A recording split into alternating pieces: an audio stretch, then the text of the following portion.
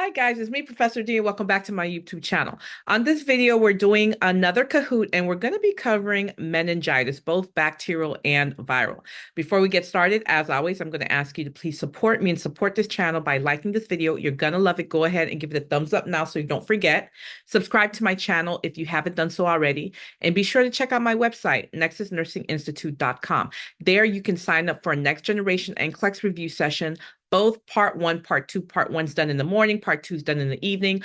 Part one, I teach you how to think critically. I teach you about the different situations that NCLEX will put you in and where they expect your mind to go. I teach you about priority. I teach you about delegation. In part two of the review, we actually go over NCLEX type questions, rationales, and important things and concepts that you need to know.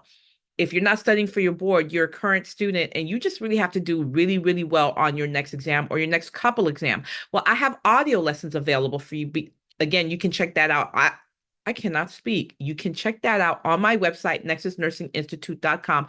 Almost daily, you can find me covering a variety of nursing topics across my social media platforms, such as TikTok, Instagram, Facebook, and of course, right here on YouTube. My handle's the same everywhere, Nexus Nursing. One more thing I didn't mention. Maybe you want a private tutoring session or a consultation session where you just want to pick my brain about something. You can schedule your appointment there. Again, on my website, nexusnursinginstitute.com. And without any further ado, guys, let's get started. Meningitis.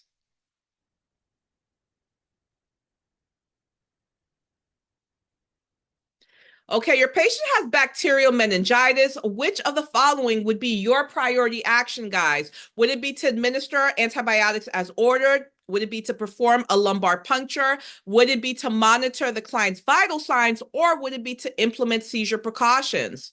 Your patient has bacterial meningitis. What is going to be your primary action, your priority action? What's most important to do?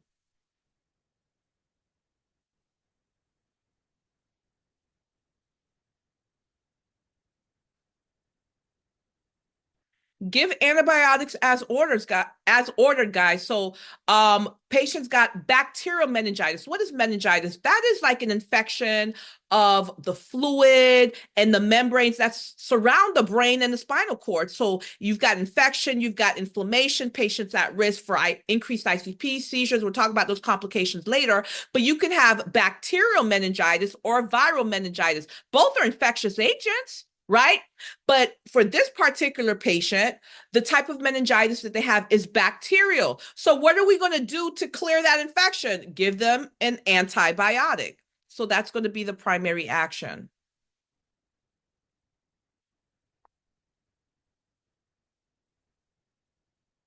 Select all that applies. Which of the following should you expect in a patient with bacterial meningitis? Select all that apply. Here are your options. Nuchal rigidity, a positive Rudinsky sign, Chostek sign, positive Trousseau sign, photophobia, fever being higher than 101. Nuchal rigidity, positive Rudinsky's, positive Chostek, positive Trousseau's, photophobia, fever. When it comes to bacterial meningitis, which signs and symptoms would you expect to see?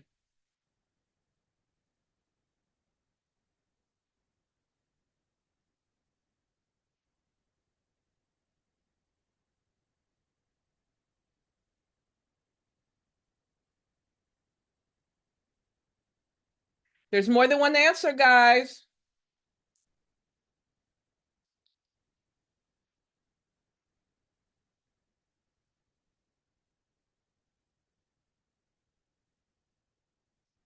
Okay.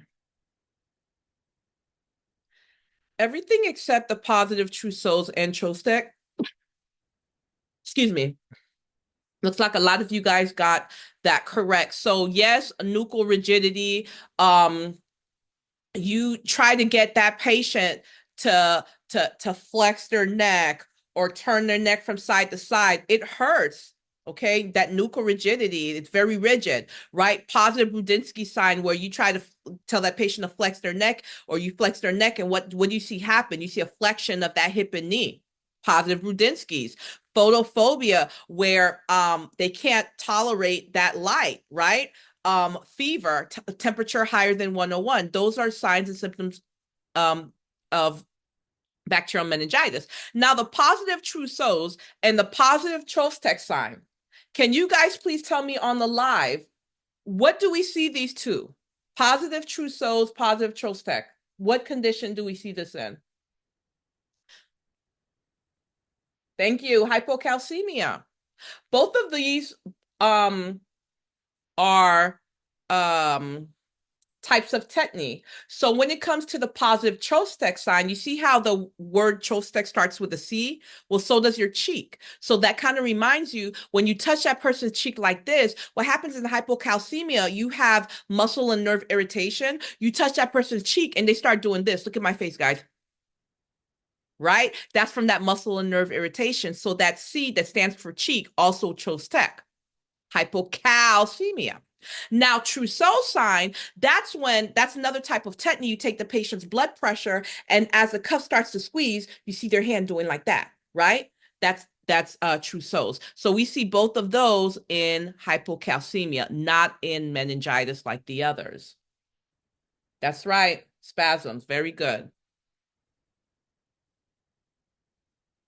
Which of the following should you monitor as a sign of increased intracranial pressure? Remember, I told you those are one of the complications of meningitis. Here are your options: hypertension with widened pulse pressure, decreased respiratory rate, tachycardia, hypothermia. Which of the following should you monitor as a sign of increased intracranial pressure? Increased intracranial pressure is a complication that can happen from meningitis, and this is a serious complication. So what would you be watching out for? Very good. Hypertension with widened pulse pressure. So you see the blood pressure going up, and you see that difference between the systolic and diastolic getting wider and wider and wider, right? Let's look at the other options. Decreased respiratory rate. No, we'd be seeing irregular respirations. Tachycardia. No, we'd see what? Bradycardia. And the hypothermia, no, remember, this patient has an infection. So what would we actually expect to see? We would expect to see hyperthermia, right? So definitely, guys, that hypertension with widened pulse pressure, that is a serious sign of increased intracranial pressure. That with the bradycardia and irregular respirations, that's what's known as a Cushing's triad. You're going to be watching out for this, okay? These are very serious complications. That's right.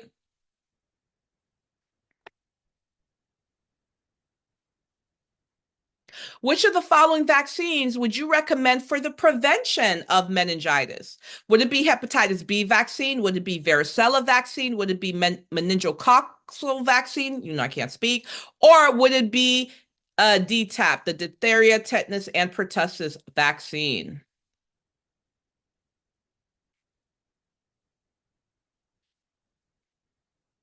This is an easy one, guys.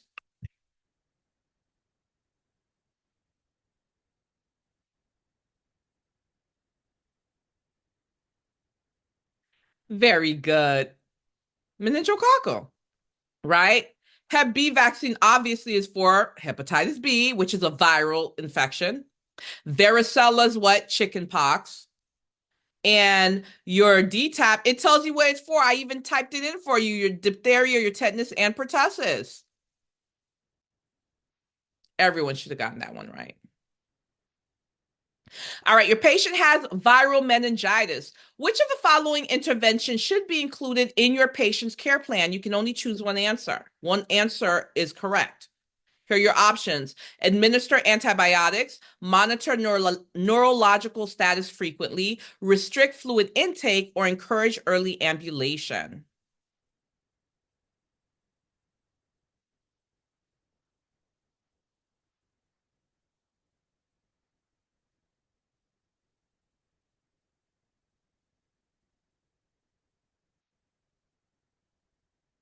Okay, you're going to monitor the neurological status frequently. Why? We're concerned about that patient getting increased intracranial pressure. We're concerned about them getting seizures. We're going to watch out for complications. 15 people chose administer antibiotics. And the reason this is concerning is because in the question, I told you the patient has viral meningitis. If the patient has a virus, antibiotics will absolutely do nothing but cause a patient to have resistance, which you make things even worse for that patient, right?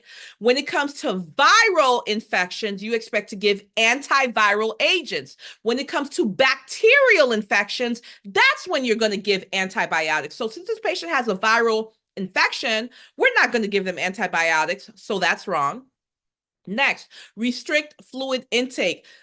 Just having viral meningitis, that's not a reason to restrict fluid intake, right? Now, if the patient had cerebral edema, they had signs and symptoms of cerebral edema, something else going on like that, then yes, you'd expect to restrict fluid intake, but not just because they have viral meningitis. That's false. And then encourage early ambulation. Let me tell you something.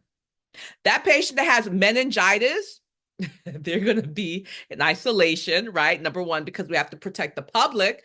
And number two, that patient's going to be on bed rest, right? We're decreasing stimulation.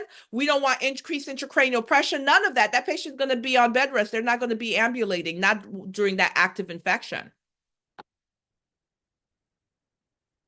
Yep, they absolutely are a risk for fall, amongst other complications. Ambulation, that's to walk. So we would not have the patient walking around. I can't answer for you. That's one of my questions on the next slide. You got to wait. All right. Which of the following patients is most at risk for developing bacterial meningitis? Would it be a college student living in a dormitory? Would it be a child with asthma? Would it be an elderly client living independently? Or would it be a middle-aged client with diabetes? Who would be most at risk for developing bacterial meningitis?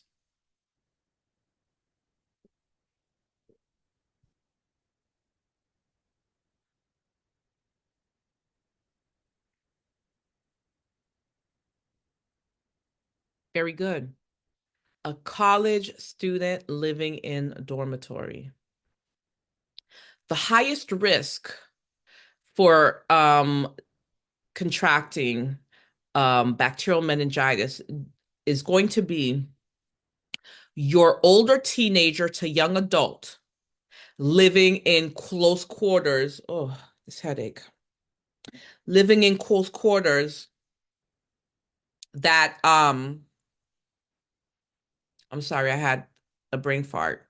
Living in close quarters that is cramped with a lot of people, right?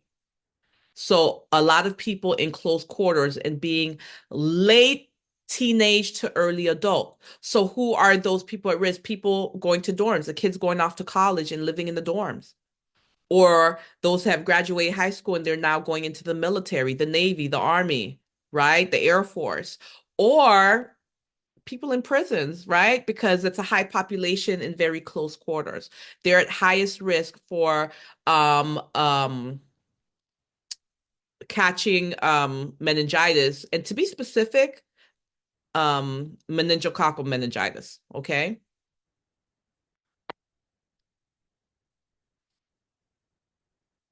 You suspect your patient has meningococcal meningitis. Which precautions are you going to implement? All right, your question's getting answered. Would it be contact, airborne, droplet, or standard? When it comes to meningococcal meningitis, what type of precaution would you implement? Contact, airborne, droplet, or standard?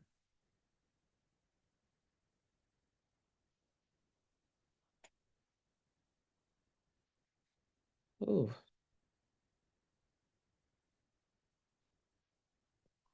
very good. Most of you guys got it right. It's going to be droplet precautions. Remember, droplets are those very, very large particulates, bigger than 5. Okay, so that when it comes to meningitis, it's droplet precautions. Let's look at the other options. Contact. Contact would be something like MRSA, C. diff, if the patient had like scabies, lice, right? Airborne. Airborne, those particulates are very, very, very small, less than 5. Okay. Airborne would be something like varicella, shingles, TB. And then last, standard precautions. You treat everyone as if they're infected, anything that's bloodborne, right? HIV, AIDS, mumps. No, I'm lying. Mumps is droplet. Standard, bloodborne. Who'd be bloodborne? HIV, AIDS. Oh, hepatitis. Duh. Hepatitis. Sorry.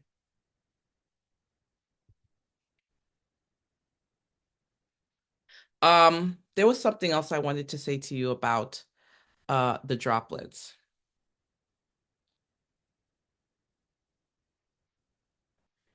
It'll come to me. I'm sorry.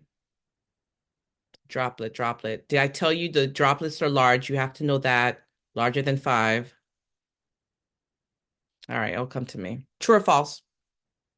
You should initiate seizure precautions for a patient with meningitis. Is this true or is this false?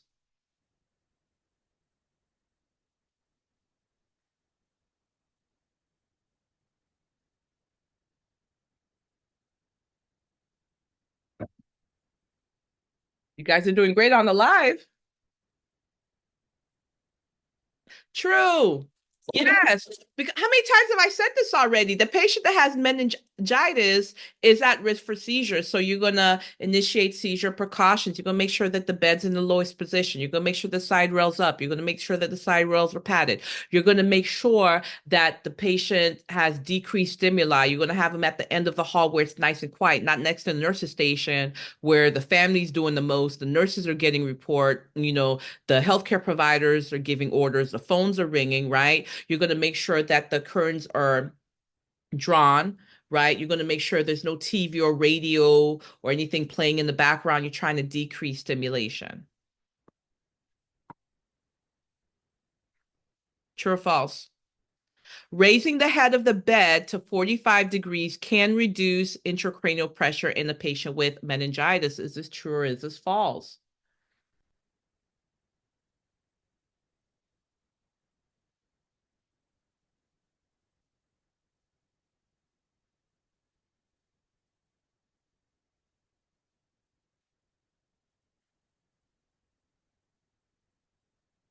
True. It promotes venous drainage and it can decrease ICP. We do not want increased ICP. So yeah, you're going to have about 30, 45 degrees. True or false? Administering antibiotics is unnecessary in the case of viral infections. Is this true or is this false?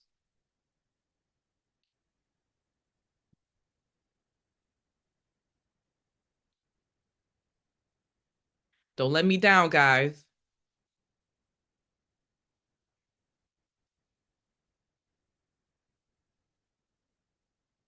True.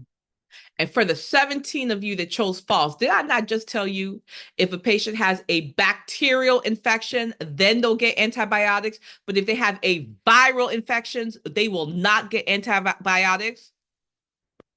All right. I can't even yell at you guys. I have such a headache. All right. You should limit fluid intake in patients with meningitis to prevent cerebral edema. Is this true or is this false?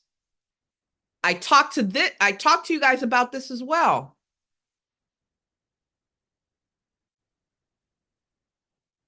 Don't let me down. Really, Fanita? I'm happy more of you chose false than true, but how did 48 of you guys chose true? Guys, just because a patient's diagnosed with meningitis, we are not going to limit fluid intake. Right? Now, if the patient is exhibiting signs and symptoms of cerebral edema, or it's been confirmed that that patient has cerebral edema, then we'll limit fluid intake. But we're not just going to limit fluid intake to prevent cerebral edema, and there's been no signs and symptoms of cerebral edema. There's no change in mental status. There's no nausea. There's no vomiting. There's no lethargy. No signs and symptoms of cerebral edema, and you're just going to limit fluid intake? Absolutely not. Guys, everything I'm touching on this Kahoot, these are the concepts that you need to know to answer your questions in the nursing program. If you're going to be testing on meningitis, you better know all of these points that I'm talking about. Okay? All right. Ordered response. Your patient arrives in the ER with symptoms of bacterial meningitis, including high fever, severe headache, and nuchal rigidity. Order your nursing actions. What are you going to do first, second, third, or fourth? Here are your options. Administer prescribed IV antibiotics, initiate droplet precautions, perform a thorough neurological assessment, obtain a blood culture.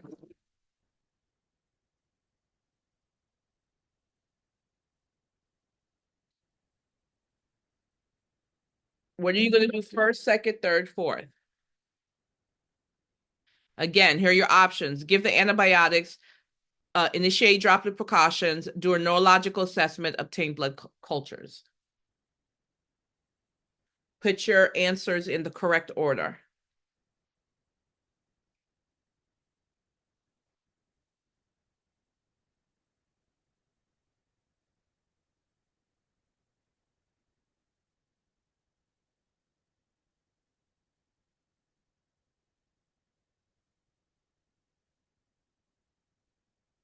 Only 4 of you guys got this right. So let's talk about this because I guarantee you, not this exact question, but you'll see something similar if you're currently in the nursing program and you're going to be tested on this, okay? You'll see something very similar where you have to order your actions. So I'm going to explain to you what you're going to do and why. The very first thing you do, if it is suspected, I did not say diagnosed because it takes a minute for you to be diagnosed, right? For us to confirm what you have. Just with the suspicion of meningitis, the first thing you're going to do is initiate droplet precautions. Why? You have to protect the public. So it's very important for you to know who's at risk and those signs and symptoms. So you're going to get a classic case. You're going to get a teenager from 16 to 24, so a teenager or young adult that comes in with photophobia, nuchal rigidity, high fever, all those signs and symptoms of meningitis. They come in and you're supposed to recognize, whoa, this might be meningitis. Sometimes, most of the time, the question won't even tell you that you suspect meningitis. I was just being nice, right? But with them being an older teenager to young adult with those symptoms, you should, especially if you see nuchal rigidity, because high fever, we see lots of other disorders, right? Headache, I didn't add headache, but they'll have headache as well. We'll see in other disorders, but nuchal rigidity, that's one of those things that's specific to very few disorders, including meningitis. So anyway, your mind is supposed to go to meningitis. The minute you suspect meningitis, the first thing you got to do is protect the public. You're putting that patient on droplet precautions. We have to protect everyone else, right? After you put that patient drop the precautions, the next thing you're going to do is get blood cultures. Why? We need to know exactly what's going on with this patient. What is growing? Is it viral? Is it bacterial? We need to know, right? The next thing we know, and by the way, the blood cultures are going to tell us what the patient's resistant to, what medications are not going to work, and what they're sensitive to, what actually will work. So the next thing we're going to do is give the prescribed antibiotics. Now, here's the thing, guys. We're not going to wait for the blood cultures to come back. We're going to give the blood cultures first. And while we're waiting for the results to come back, because it could take days, we're going to go ahead and give that patient broad spectrum antibiotics. We're going to give them antibiotics to kill everything, gram negative, gram positive. We don't know what's going on, but we're trying to kill everything. And then what happens is in a couple days, when the culture results come back, the oh my gosh, what is the name of the specialists that do infectious disease, infectious disease healthcare professional? I can't remember the name of it, but they have a name. They will actually change the medications and tailor it to, the results of the culture. But the reason we're going, even though we're not going to wait for the results to come in, the reason we have to give the cultures first, we don't want to give antibiotics first and mess with the results of the culture. So we're going to do a culture, and immediately after we draw the blood for the culture, that patient's going to get broad spectrum antibiotics. And then last, we're going to do the neurological assessment on the patient. And usually, I know what you're thinking, Professor D, we always assess patients first, 99% of the time. But you got to use your critical thinking. There are some cases where we have to actually protect the public first. Can you imagine that patient has meningitis and you over here assessing them and allowing them to pass it on to everybody else that's in the room? No, you're going to initiate droplet precautions first. You're going to go ahead, draw that blood for the cultures, immediately give the patient broad spectrum antibiotics. Then you're going to do your assessment. And this is going to happen in, thank you, ID. This is going to actually, epidemiologists, they study the occurrence of infection and like the location. So different regions of the country, who's more likely or more susceptible to get what type of infection. They don't specifically work with infectious diseases, if that makes sense. Okay, pathology is disease process, not specifically infectious diseases. You guys are coming up with all type of, okay, I got to focus. So anyway, guys, this order that I gave you, I guarantee you, if you are in the nursing program and you have a test coming up on meningitis, know this order and read your textbook. I know you guys hate reading your textbook, but I guarantee you, if you read your textbook, it's going to tell you what order you do things, and this is it. You have to know it. You're going to see this again.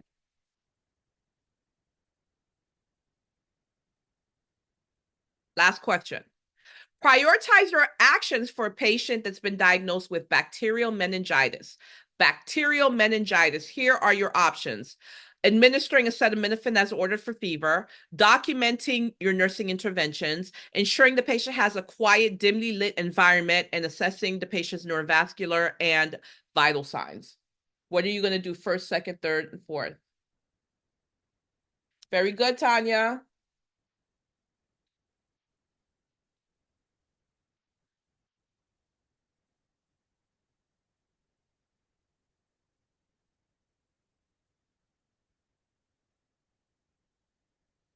What does FML mean? I keep seeing FML on the live. What does that stand for?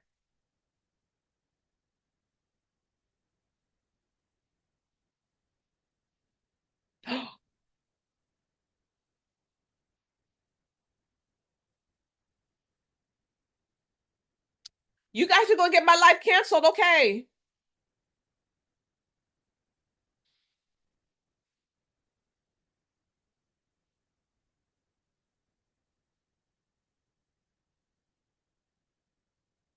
You guys are doing the most tonight. I'm not even going in on you guys. I have a headache. I can't even yell. You know what? Okay.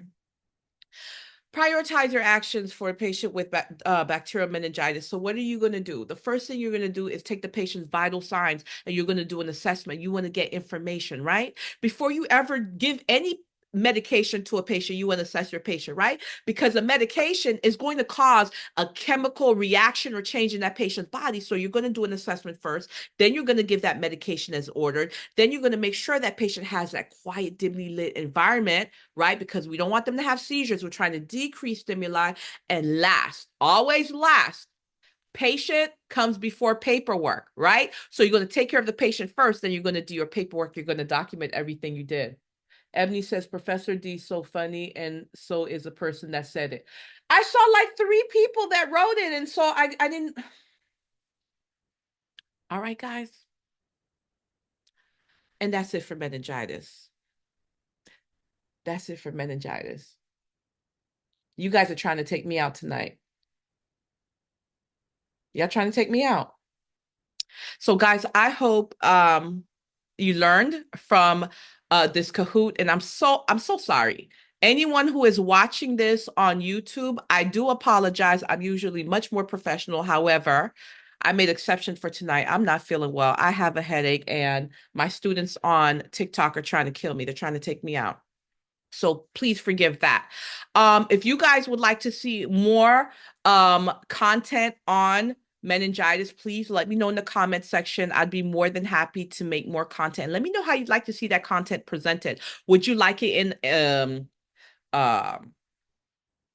an activity format such as this Kahoot, or would you like me to present it in a lecture format or a Q&A format like the way I usually do on Sundays, 1 p.m. Eastern Standard Time on YouTube? So let me know how you'd like to see that presented.